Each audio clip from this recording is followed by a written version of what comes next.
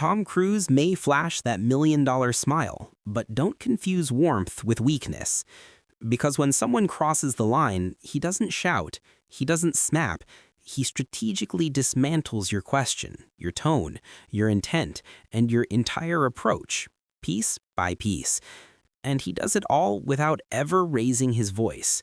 This is the story of a man who redefined composure in Hollywood, a global superstar, a controversy magnet, and someone you absolutely do not want to confront with a loaded question.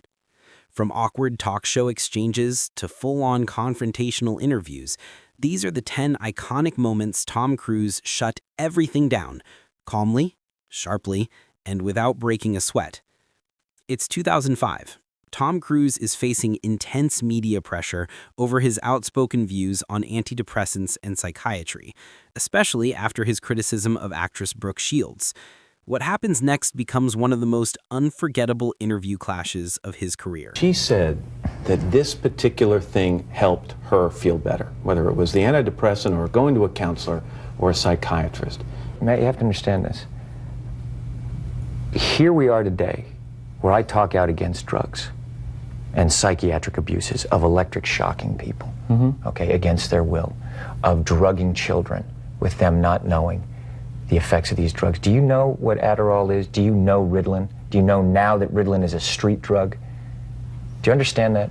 The difference is this was not Matt, against Matt, her will, though. But this wasn't against Brooke's will. Matt, I'm asking you a question. I understand there's abuse of all of these things. No, you see, here's the problem. You don't know the history of psychiatry. I do. All it does is mask the problem, Matt. And if you understand the history of it, it masks the problem. That's what it does. So postpartum depression to you is Matt, kind of a little psychological Google. Matt pushed. Tom didn't budge. I'm just asking, what would you call it? Matt, that is the post. Now you're talking about two different things. But that's what she went on the antidepressant for. But what happens, the antidepressant, all it does is mask the problem. There's ways of vitamins and through exercise and various things. I'm not saying that that isn't real. That's not what I'm saying. That's an alteration of what I'm saying. I'm saying that drugs aren't the answer, that these drugs are very dangerous. They're mind-altering, antipsychotic drugs. And there are ways of doing it without that so that we don't end up in a brave new world. Matt tried to soften the confrontation, but Tom's voice never wavered. And you're here on the Today Show. Right. And to talk about it in a way of saying, well, isn't it okay, and being reasonable about it when you don't know, and I do. I think that you should be a little bit more responsible in knowing what it is, because you communicate to people. No shouting, no attitude, just razor-sharp precision that instantly flipped the moment, leaving Lauer looking like the one who came unprepared. It was tense, awkward, and absolutely iconic. Then came Australian journalist Peter Overton, who asked the question everyone was curious about. But instead of a headline-making answer, he got put in his place. Was Nicole the love of your life? What do you mean, Peter? You were married for 10 years. Listen, we raised children. I mean, how do you answer that? How do you answer that question? She's someone that I plan on getting married again. You do? Oh, absolutely. Yeah. And having kids? Absolutely. But Nicole was a major part of your life and a love of your life at the time. I loved Nick very much. There's no question. Would you like Nicole to remarry? Yes. I want Nicole to be happy. That's what I want. And do you have a relationship where you talk, it's a parenting relationship, and talk professionally about each other's work? Listen, here's the thing, Peter. Yeah. You're stepping over a line now. You're stepping over a line. You know you are. Well, I suppose they're questions, Peter, that people want to know. Peter, you want to know. Tom locked eyes with him. Peter froze. What started as a reporter digging for personal drama quickly turned into a masterclass in boundary setting. Then another moment went viral. An Asian journalist asked Tom a loaded question about Trump-era tariffs and international film production, a politically charged trap wrapped in harmless curiosity. I'd like to ask this question to anyone who's up for it. I think So I watched the film, and I saw that it was filmed in many different locations around the world, including Africa. And of course, we all are aware of the tariffs that President Donald Trump has been imposing on overseas productions and films. So is this particular movie under that tariff? And also, how much of the film was shot overseas?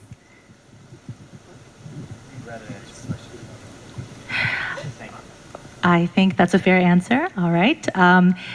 Can we move on to the next question, please? No outburst, no comeback, just a tiny shift in Tom's expression.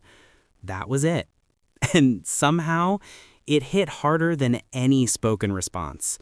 It was silent, brutal, and undeniable.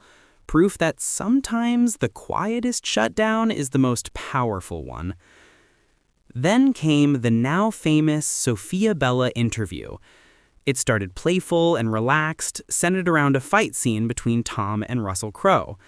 But the vibe flipped instantly when another reporter jumped in with a completely bizarre, off-the-rails question. These high standards for yourself with these stunts, but everyone else has to step up. Russell Crowe has said that in this film, he plays Dr. Jekyll. You have a fabulous fight scene, and he said you both had a discussion. You said, you know what, let's both just absolutely go for it. Yeah. And look, he's an amazing athlete. He's a very good stuntman himself also.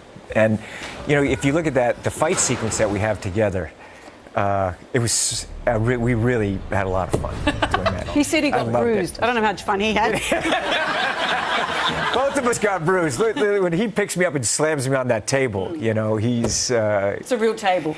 Yeah, he's got to do it. So do you walk away from that and go, he would actually beat me if we went at it properly? If you had a fight properly? Why do you ask that question?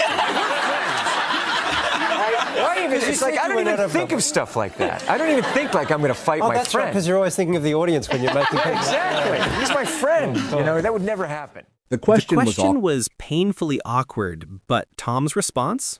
Calm, controlled, and ice cold. With just a few measured words, he made it clear he wasn't there to indulge ridiculous hypotheticals, especially ones designed to stir drama between him and his friends. Then came the moment that crossed the line from awkward to outright disrespect. A man posing as a reporter suddenly squirted water directly into Tom's face during a red carpet interview. It was shocking, bold, and unbelievably unprofessional, and Tom's reaction became legendary. Yeah, but it's about a family. It's about the journey of this family. Yes. Now, why would you do that? Why would you do that?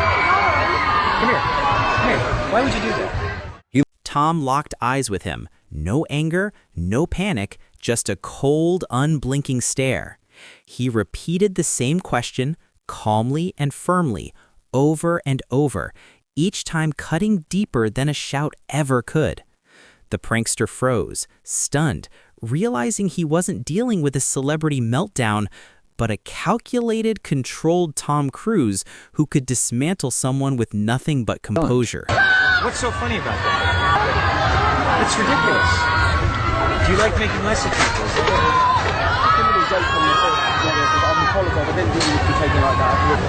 That's really... Hey, no. Don't run away. Don't run away. That's incredibly rude. I'm here giving you an interview and answering your questions, and you do something really nasty. Sure. Tom wasn't angry, he was disappointed, and somehow that landed harder than any outburst ever could. Then, in another interview, he was hit with a bizarre hypothetical, a question wrapped in politeness but meant as a job, implying that his life isn't normal, that his fame somehow makes him less human. It was subtle. It was pointed, and it was exactly the kind of moment Tom Cruise shuts down with quiet precision. Going back to Mission Impossible, one of my favourite bits of tech in that movie is, of course, the masks, right? And the reveal. If you could have a mask of just an average person, no one knows who you are, and you could walk about your life, no one knows that you're Tom Cruise, what are you doing? Beg your pardon? What are you doing? Like, it's not you. What would I do? Yeah, what would you do? No one knows it's you. They can't be there. No, but I just do the same thing I always do. Go watch movies. Go watch movies. Go make movies. Go tour the world. You know, I feel very... Look, it's a privilege It's a dream of mine my whole life to do what I do and travel the world, the places where I was in America, and just work in these environments. And the kind of welcome that I get, I never take it for granted. It's very beautiful. So I enjoy it. I enjoy people. Tom didn't flinch. He didn't stumble. He fired back with calm confidence, because a man who knows his worth never needs to explain it. On Jimmy Kimmel Live, Jimmy tried to box Tom in, tried to paint him as the untouchable Hollywood superstar, a guy too high up to understand real people. Tom is out of touch. And to be honest, I use you as a distraction to get to my car. So I'm trying to help you out with that. Appreciate that. But are there times where you just want to, like, get to where you're going to go? And can you even, like, could you get on public transportation or go to a museum? Look, I'm ready for whatever's going to happen. So I don't change my life, but look, I like talking to people, you know, and as I said, I make my movies for them. And yeah, I do go on transportation. My security loves that when I do that. Yeah, the tube in England. Tom smiled, then dropped a story that shut it all down. Oh, wait, I do that. Like sometimes I'll put on my hat and my earphones and I'll just go in and get on the tube just if I want to get to the studio. Does that work? Quickly. Do people stop Sometimes. You? It does. Sometimes it works. Sometimes, like, you know, people are, during rush hour, like I go in and I'll be there. And I remember one time I was there and there's like 14-year-old kid. This girl was there and everyone was looking at their phones and I just saw her. I looked over and kind of my head's down. I got my baseball cap and she's just staring at me like this. And I looked at her, and she looked at me, and she just looked around the subway like. He simply lives his truth, and when someone tests him, he answers with experiences, not excuses. Then came the real sting. During the Collateral press tour, an interviewer tossed out a jab saying the role felt more suited for Al Pacino or Robert De Niro. Robert De Niro. How are you? Hello. Very well, thank you. So when I read about this movie, I said, well, this is a typical movie for Al Pacino or for Robert De Niro, and then you went and took that role upon yourself. The insult wasn't even subtle. Tom didn't flinch. He leaned in. I mean, I don't get afraid to take on characters. I get excited, you know. There's always that question of, is it going to work? Will I be able to do it? To what level? But I really enjoy starting a character and just having at it, you know, and see what happens. He didn't the defend interviewer his... tried to drag him down a level. Tom Cruise rose even higher.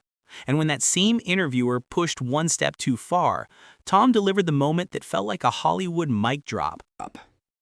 Take responsibility for what you want to know. Don't say what other people. This is a conversation that I'm having with you right now. You're right. Okay, so I'm just telling you right now, okay? Just put your manners back in. Do you think I was out of line? Yes, absolutely. Well, I apologize for that sincerely. Good. Over the years, reporters have tried everything. Loaded questions, personal digs, gotcha traps, even physical pranks.